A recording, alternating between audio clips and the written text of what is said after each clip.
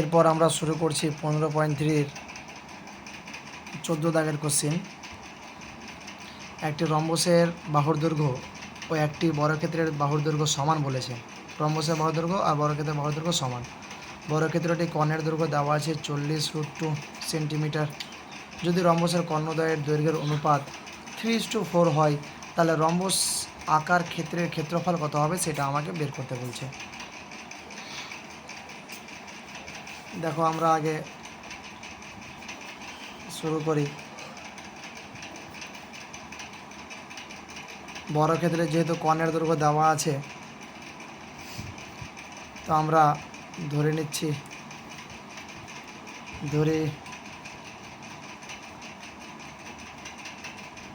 বর্গক্ষেত্রের বাহুর দৈর্ঘ্যটাকে ধরে নিচ্ছি।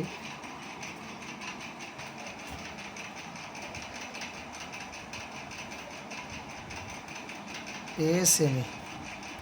আর একবারে শর্ত অনুসারে চলে যাচ্ছি, যেহেতু কর্ণের দৈর্ঘ্য দেওয়া আছে, আর কর্ণের দৈর্ঘ্য আমরা সূত্র থেকে বলতে পারবো বর্গক্ষেত্রে কর্ণের দৈর্ঘ্য √2 ইন্টু বাহু। আর আমাদের কোশ্চিনে দেওয়া আছে কত, 40√2। দুদিক থেকে √2 ক্যান্সেল যদি হয়ে যায়, তাহলে এ সমান সমান আসলো 40। তাহলে এর মান যখন 40 আসলো, তো বর্গক্ষেত্রের বাহুর দৈর্ঘ্য 40 হবে, রম্বসের বাহুর দৈর্ঘ্য 40 হবে। অতএব এখানে লিখে দিচ্ছি বর্গক্ষেত্রের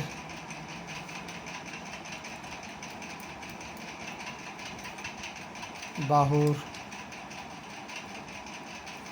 দৈর্ঘ্য সমান সমান রম্বসের বাহুর দৈর্ঘ্য।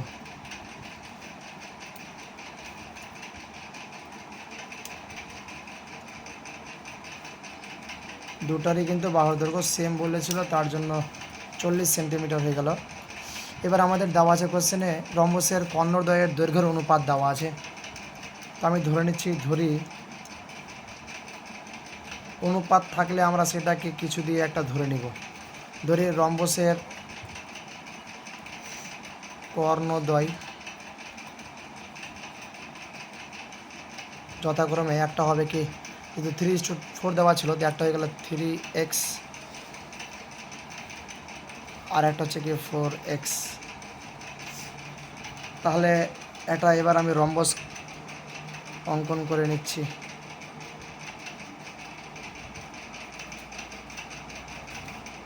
রম্বসের বাহুর দৈর্ঘ্যগুলো সমান হবে। এটা একটা কর্ণ, এটা একটা কর্ণ।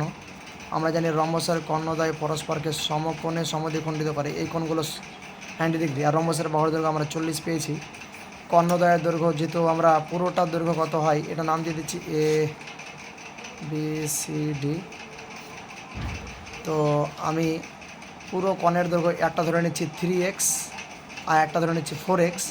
তাহলে ও এটা কত হবে, 3x/2, আর এখান থেকে অর্ধেকটা কত আসবে, মানে 4x/2 আসবে।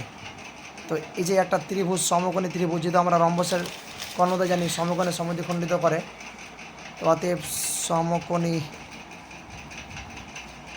ত্রিভুজ, একটা যে কোনো একটা ত্রিভুজ নিয়ে নিচ্ছি, এই ত্রিভুজটা AOD। এর আমরা কি জানি, এটা যে সমকোণ যদি হয়, তাহলে এর বিপরীত দিকে বাহুটা হচ্ছে অতিভুজ। তাহলে অতিভুজ স্কোয়ার সমান কি, এটা লম্ব স্কোয়ার প্লাস ভূমি স্কোয়ার। তাহলে এখানে লম্বটাকে OA, অতিভুজ ভূমিটা হচ্ছে OD, আর অতিভুজটাকে AD স্কোয়ার। তাহলে অতিভুজ স্কোয়ার সমান সমান কি লম্ব স্কোয়ার প্লাস ভূমি স্কোয়ার। তো লম্বটা হচ্ছে এখানে কত, আচ্ছা এটা আগে লিখছি, লম্বটা আগে লিখছি, লম্ব স্কোয়ার প্লাস ভূমি স্কোয়ার ইকুয়ালস টু অতিভুজ স্কোয়ার। তাহলে OA মানে কি, পুরো কর্ণের দৈর্ঘ্য ছিল কি, ধরে নিচ্ছি একটা 4x, তো তার অর্ধেকটা OA কত আসবে, 4x/2। অর্ধেক মানে কি 4x/2 তার স্কোয়ার। আর OD মানে পুরোটা যদি 3x হয়, তাহলে অর্ধেকটা কত আসবে, 3x/2। এখানে AD এর মান মানে বাহুর দৈর্ঘ্য 40, তার স্কোয়ার। তাহলে স্কোয়ার যদি ভিতরে দিয়ে দাও, তাহলে 4-এর স্কোয়ার 16, x-এর স্কোয়ার 2-এর স্কোয়ার 4, 9x² হবে এখানে। এখানে 4-এর স্কোয়ার 16, আর 0-এর স্কোয়ার মানে দুটা শূন্য হয়ে গেল। এখানে লসাগু যদি 4 হয়, লসাগু যদি এখানে 4 হয়, তাহলে দুটোর নিচে যেহেতু 4 আছে, তো 16² প্লাস 16x² প্লাস 9x² যোগ করলে কত আসছে, 25x²। এবার আমরা পেজটাকে চেঞ্জ করে দিচ্ছি। এরপরে লাইনটা একটু এই সাইডে দেখতে হবে। আমরা পেয়েছিলাম কত 25x²টাকে এপারে রেখে দিচ্ছি। এপারে আমাদের নিচে 4 ছিল, 4টাকে ওপারে গেলে গুণ হয়ে যাবে, তাহলে কত আসবে 4 গুণিত 1600। আমরা x²টাকে রাখছি 4 গুণিত 1600/25। যদি আমরা স্কোয়ারটাকে ওপারে নিয়ে যাই তাহলে রুট ওভার করে দিচ্ছি 4 গুণিত 1600।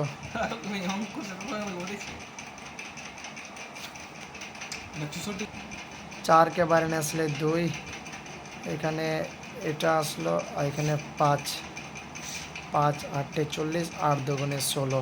যখন এক্সের মান চলে আসলো 16, তখন আমি কর্ণের দৈর্ঘ্য দুটাকে ধরেছিলাম, একটা 3x, একটা হচ্ছে 4x। যেহেতু আমার রম্বসের ক্ষেত্রফল চাইছে, রম্বসের ক্ষেত্রফলের সূত্র হচ্ছে কি বলতো, হাফ ইন্টু কর্ণদ্বয়ের গুণফল হবে রম্বসের ক্ষেত্রফল। আগে আমি কর্ণদ্বয় সমান সমান একটা 3x ছিল, তো 3 × 16, 3 16 কত হয় 48। আর একটা হবে 4x ছিল, তো 4 × 16 আমি 4 16 64 সেন্টিমিটার। এবার অতএব রম্বসের ক্ষেত্রফল যদি বের করতে হয় তাহলে হাফ ইন্টু কর্ণদ্বয়ের গুণফল। কর্ণ দুটা হচ্ছে একটা 48 গুণিত একটা 64, কাটাকাটি যদি করো তাহলে এখানে 24 2 48। এটিকে যদি আমরা গুণ করি তাহলে আমরা গুণ করে পেয়ে গেলাম 1536 বর্গ সেমি অথবা সেমি স্কোয়ার। এটা হচ্ছে আমাদের অঙ্ক।